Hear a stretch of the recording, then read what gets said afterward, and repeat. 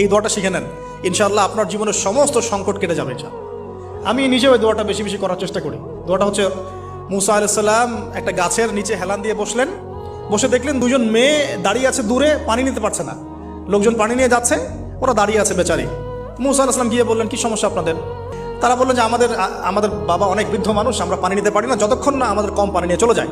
তো মুসা আলাইহিস সালাম তো একটু বললাম না, ফিজিক্যালি খুব স্ট্রং ছিলেন, থাকে না বডি বিল্ডার, সামনে গিয়ে কথা বলে সরো পানি দিতে দাও, তখন মানুষ একটু মূল্যায়ন করে না।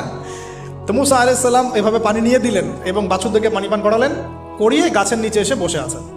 বসে বসে তিনি দোয়া করছেন, এই যে দোয়াটা তিনি দোয়া করছেন, রব্বি, একটা নেক কাজ করলেন না, মানুষের উপকার করলেন, নেক কাজ করে এসে গাছের নিচে বসে দোয়া করছেন, আল্লাহ এখানে তো আমার খাবার পানি বাসস্থান কিছুই নাই, আমি কি করব?